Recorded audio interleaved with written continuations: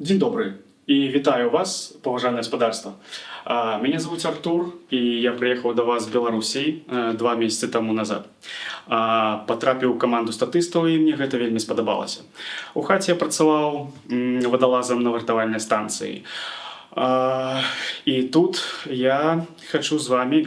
Не, все, я не сказал. Что в хате? Дома? Не в хате, а дома. Дома. Ну, что в хате? В хате. Дома. Сейчас. Так.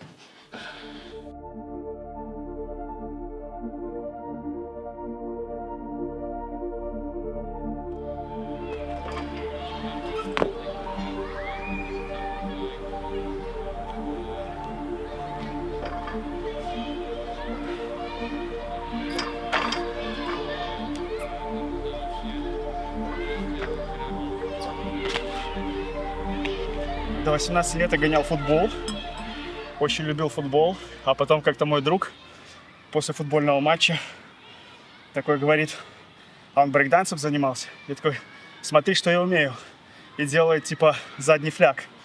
Это вот такая фигня. И такой говорит, ну у тебя, ты 18, уже слишком старый, у тебя уже ничего не получится. Грубо говоря, из-за спора начал заниматься паркуром. Да, и все началось в принципе, не считая моего друга. Потом я пошел домой, посмотрел Ямакаси, потом пошел в 13-й район с Дэвидом Беллем, и все, так и затянуло. До задержания я был в достаточно хорошей форме, гораздо лучше, чем сейчас. Тренировался. Кстати, тогда тоже у меня буквально за неделю до задержания я порвал себе связки на правого коленного сустава где-то там и мениск. Мне делали УЗИ, типа. Я, как калека, хромой был. Вот. И спустя неделю меня задержали. Я помню, как ВВС просил, врача, потому что при задержании мне досталось конкретно. И ВВС, когда я был, я просил, врача, потому что очень болело. Естественно, никакого врача. В СИЗО тоже никакого врача. Мне даже не принесли там ни мази, ничего вообще, ни обезбола, вообще ничего.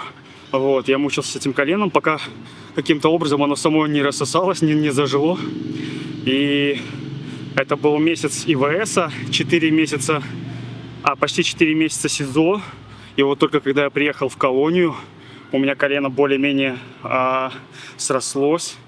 Вот, и там, конечно же, я продолжал заниматься. Вот, и поддерживал форму постоянно, потому что я знал, что мне не надо выходить тюленем. Я знал, что меня здесь ждут. И я не могу выйти оттуда, просто зэк, который там 3 года чалился и ничего вообще не делал. Так что развлекался как мог все эти годы. Вот, и сейчас, конечно же, поддерживаю форму. Конечно же, это в первую очередь для себя. Но в другую очередь я хочу, чтобы я своим примером подавал пример своему сыну, который у меня есть. Да, и в принципе хочется быть показательным, точнее примерным отцом. И поэтому ни в коем случае спорт я не заброшу. Тут, конечно, нельзя зарекаться, но мое кредо по жизни — держать себя в форме и показывать, что в любом месте, в любое время ты можешь быть с головой на плечах и поддерживать себя в здравии, чем я занимаюсь здесь. Сложновато, конечно, потому что относительно недавно вышел, как 3 месяца. Вот, и первые 1,5 месяца я пока там раскумаривался, первые 1,5 месяца, пока еще приходил в себя. Но вот только в последнее время начал активно заниматься. И после зоны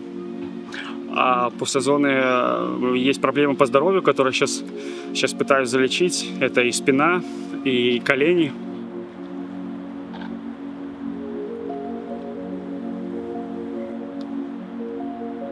В принципе, планы очень простые. Пока освоиться в новой стране,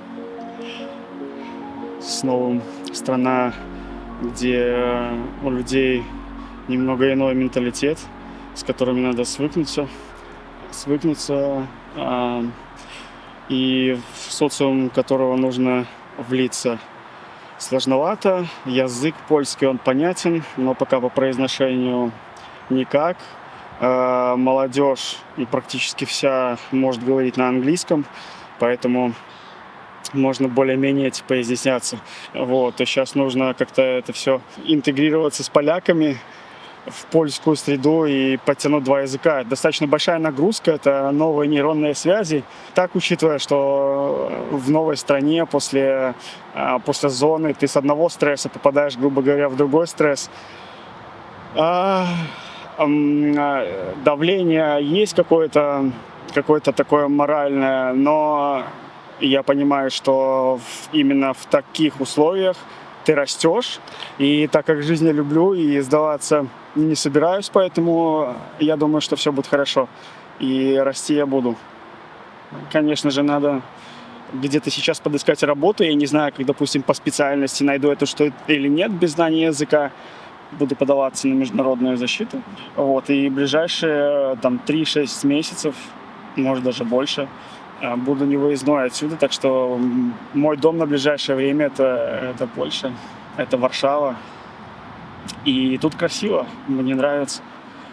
По крайней мере, сейчас я чувствую себя более свободно. И я не боюсь, что из-за дерева на меня выбежит гвардия космонавтов. Так что можно спать, не закрывая двери, окна, хотя я все равно закрываю с собой и двери, и окна. Но ребята говорят, что можно спать и так, и не волноваться. Но я думаю, что лучше перепараноить, чем недопараноить. Я сейчас записан на курсы. С 10 числа я буду ходить на курсы польского языка.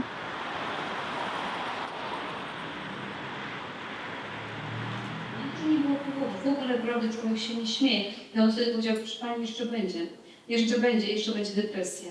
No, także tak, tyle, że no jakby ja zawsze. Proszę bardzo. Dzień dobry. Dzień dobry. Мене звуть Артур, як і усі тут є були політв'язень. Ось. Приїхав сюди тільки 2 місяці тому. Ось. Працював водолазом на врятувальній станції. І тут зараз спробую знайти працю по своїй спеціальності, але ж треба мова. Proszę Pani, posłuchajcie, co ja mówię. Proszę Pani. Nie od razu. Jak Pani się nazywa? To nie tutaj, prawda? Proszę Pani. Zawsze prosimy. Także gdzie Pan przebywał w ostatnim czasie? W jakim mieście? У останнім часі? Це який час? 3 роки? No ten Три- czas w więzieniu. 3 роки сидів. Tak, ale gdzie? W jakim mieście? Бобруйськ. W Bobruisku. Колонія номер 2. I mam nadzieję, do zobaczenia.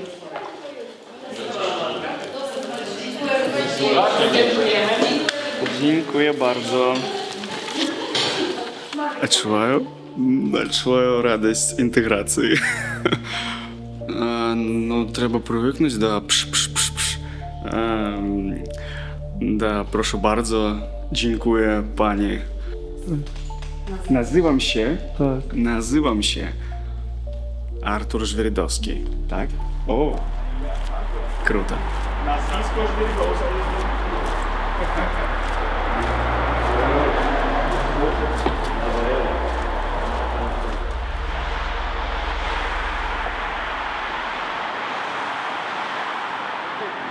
Короче, за последнюю неделю устроился, ну, неофициально, конечно, но устроился работать статистом. Короче, снимаем фильмы, снимаем сериалы, и мы участвуем, грубо говоря, в массовке. Вот, очень интересные планы снимают, и очень много людей. Так, хорошо придумано. Мы на балу. Алло.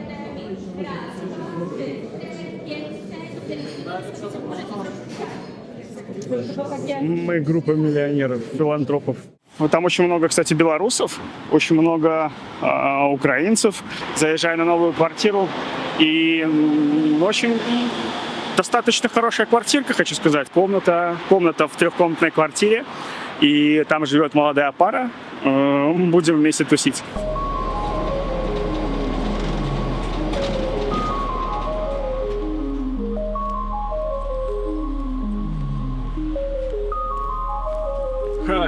Здоровенько.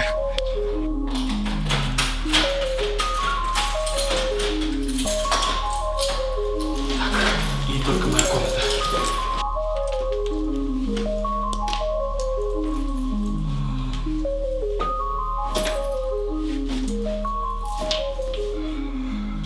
Кстати, точно так же и в камере, точно такое же расстояние от стены до стены.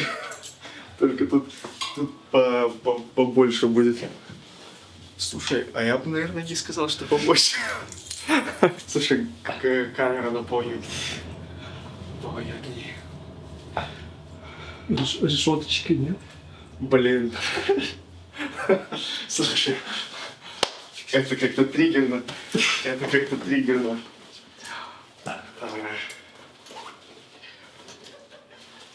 Вот тут хотя бы шкафчики, а там вместо шкафчиков стоял этот санузел. Так, вот. И это сейчас мой второй заход. Я сюда приехал, только вообще в Варшаву приехал с одним рюкзаком. И вот эта сумка, она была наполовину заполнена, то есть тут почти не было вещей. А сейчас вот за 2 месяца 4 захода. В 4х увеличение. Это нечаянно захватил конверты домашние. Это ребятам письма хотел отправлять. А книги специфические, между прочим. И тетрадки, это тетрадки, которые я списал, сидя в ПКТ. И я здесь писал книгу, я ее не дописал, не знаю, когда я к ней доберусь. Вот, одну тетрадку из 3 у меня изъяли при выходе, при освобождении. Оперативник забрал тетрадь целую, потому что там на одном листике в тетради были адреса и телефоны моих ребят.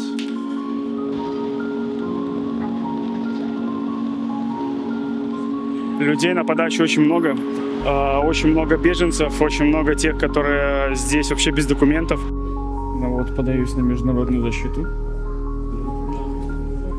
Вот такие вот пироги. Людей здесь целая куча, толпа просто. Каждый день кто-то подается. Пане, до видания.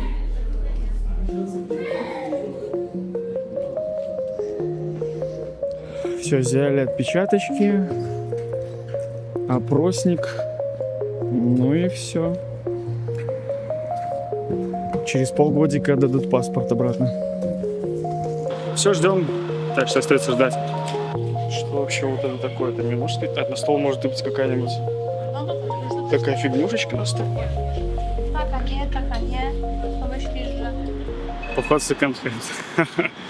Поход в секонд-хенд слишком растратный. Да, ценники дешевые, но хочется взять все и сразу, потому что очень много классных вещей. Набрали на 300 злотых с копейками. 3 пары обуви, кофта, хорошая кофта и шарф. Ну вот, делайте выводы.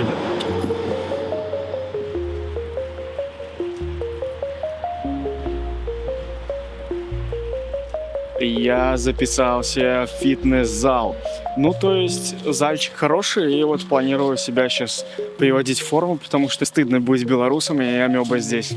Сейчас работа практически каждый день, различные съемки, и это забавно, но это все равно выматывает. Работа, в принципе, несложная, но сейчас мне поступило, кстати, пару предложений от рекламы. Я, в принципе, подхожу по критериям, мне прислали приглашение, но мне нужно будет сценку разыграть на польском языке.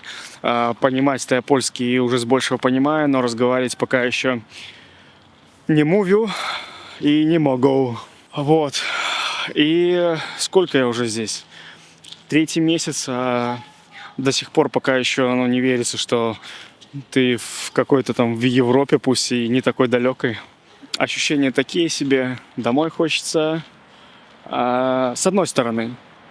Вот, а с другой как-то уже начинаешь привыкать. Есть предложение, есть даже предложение поехать работать в Германию, ну или куда-нибудь еще в Европу. То есть возможностей здесь достаточно много.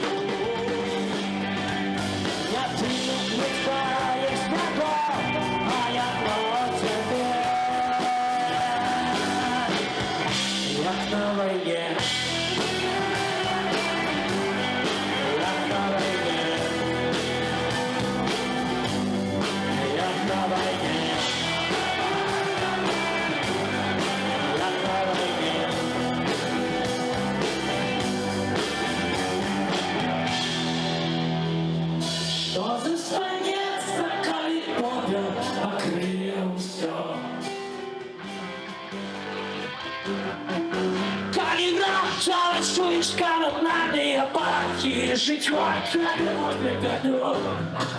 Зразумеешь, что ты шарапахи, поранеешь, а у тебя потягу.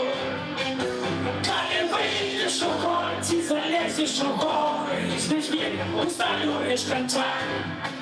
Зразумеешь, что история ушла, наше место на троне, да. Ты не шагай, шагай не достала. Это очень здорово в Варшаве, столько белорусов увидеть в одном месте. Это круто. А ребята, которые выступали, ну просто отпад. Оно вроде бы и здорово, что здесь частичка Беларуси здесь, но тоска по дому, она просто здесь в разы больше, чем я, допустим, сижу у себя там на квартире, потому что слышу знакомые слова, знакомую речь, и хочется домой, тем более сразу вспоминаешь родных, которые там остались, и понимаешь, что обратно тебе сейчас не вернуться, пока ничего не поменяется. И вот приходится тосковать. Вот сейчас послушал, сейчас круто, а вот поеду домой и сейчас буду грустить. Родители, братья, сестры, бабушка. Все равно это не совсем то, что я ожидал. Группа сама крутая, подача крутая, но я не могу абстрагироваться сейчас от того, что я здесь, и от родных там. То есть здесь белорусы, и там белорусы, и это не полный спектр моих эмоций, которые я здесь могу испытывать. Я оторвался, да, я порадовался, я насмотрелся, это все, конечно, классно, но максимум, что я могу, это крикнуть «Ура!» и похлопать в ладоши и сказать «Круто!». Нет такого внутри, не знаю, как это назвать. Свободы? А? Свободы? Ощущение того, что твои родные рядом и радуются вместе со мной. Я как бы отдельно радуюсь, а я знаю, что они там. Это не радость. Это по большому счету не радость. Вот. Так, тень радости, я бы сказал. Так что здесь я ощутил яркую тень радости. Вот и все.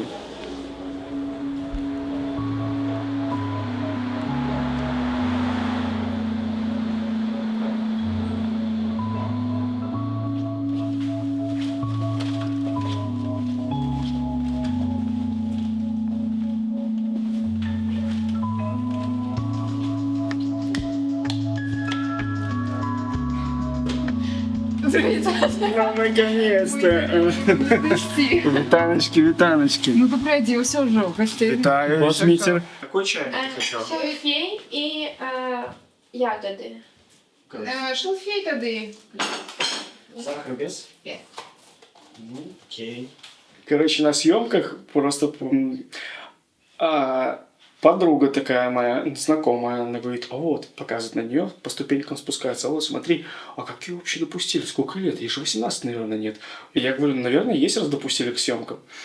Ну и все. А потом она каким-то образом, мы сидели на диванчике, каким-то образом к нам подсела и села как раз возле меня. Ну, мест не было больше. Не было места. Места там были. Там дальше были, между прочим, диванчики, на которых сидели. Поляки. Но я специально ждал, чтобы она села. Потому что я как бы заподозрил ее взглядом еще тогда. Вот. И такой, ну да. И специально, я клянусь, я специально держал место возле себя. Ну, открыто, чтобы... Потому что она крутилась недалеко. Думаю, ну сейчас сядешь, потому что надоест же тебе ходить. Ну и, короче, все. И она не выдержала, видимо, и все, и подсела. Я когда туда на съемки шел, я нехотя шел, потому что меня позвала знакомая, говорит, ну приходи. Я такой, ну ладно, приду. Это единственный день в месяце, который, думаю, я пойду. Потому что я не хочу на съемки, есть другая работа. Вот, я решил пойти, и так получилось, что вот она в этот день пошла, и я в этот день пошел. После съемок она должна была ехать домой себе за Ченстахова за 200 километров. И я такой, съемки закончились, давай я тебя проведу. И, короче, говорю, до поезда сколько там, часа 4 было? Ну, пойдем погуляем. Она такая, ну, пойдем погуляем. И, естественно, эта дорога была близ моего дома. Вот, мы погуляли, и все, она как-то и не уехала.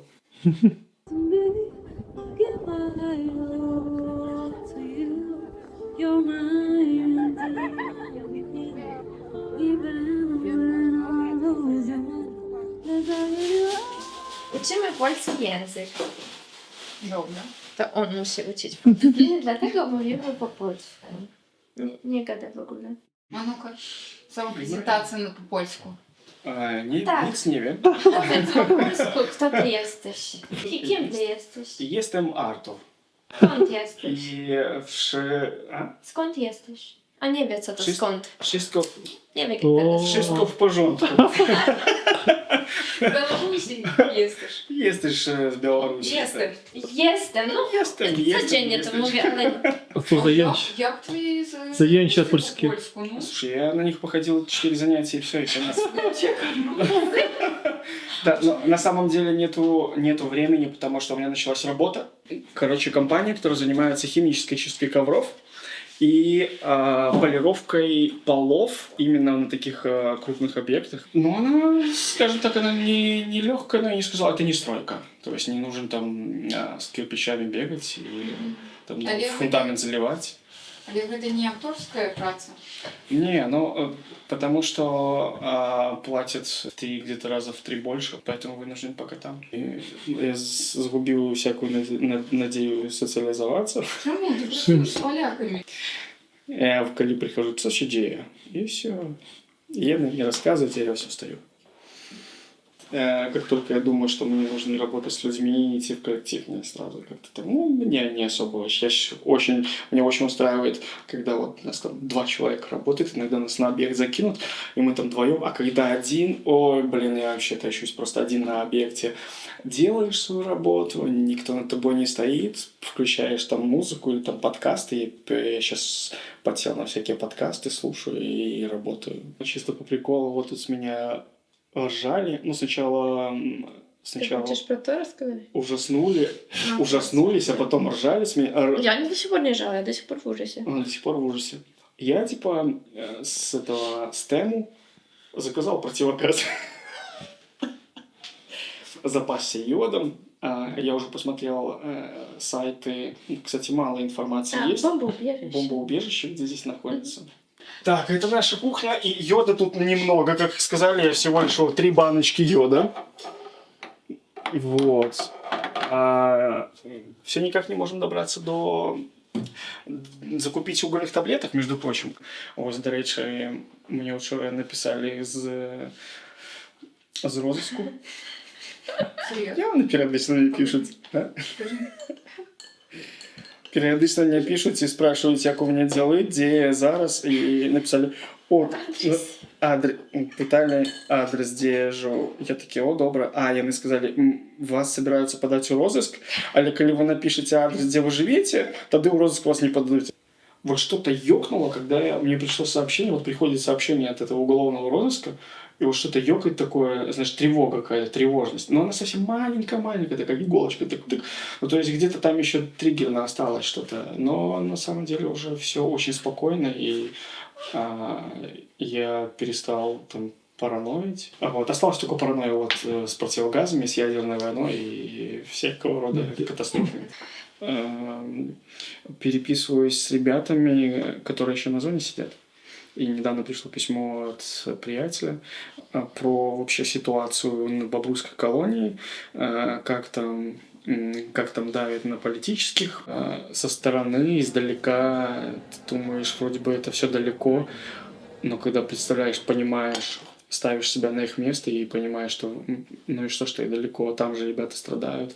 И вот они сейчас находятся в этом режиме, под этим давлением, и сразу становится на душе как-то очень печально. Возможно, когда все ребята освободятся, которых я знаю, с которыми я поддерживаю связь, вполне возможно, тогда это все уйдет. Но пока вот самому далекому, сколько там осталось ему лет сидеть, около 15, пока он не выйдет, я думаю, что это все равно будет таким отголосом, отголоском она будет тянуться, поэтому хз, не знаю. Живешь на помежі чужини зайчиной, і там недоречно, і тут немагчима, ті то не приймає, ті не відпускає, а час бива так, поміж пальців стякає.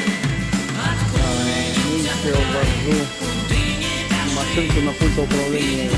ты чужий, і там ти чужий. Откуда не тягає, куди не бежи, і тут ти чужий, і там ти чужий.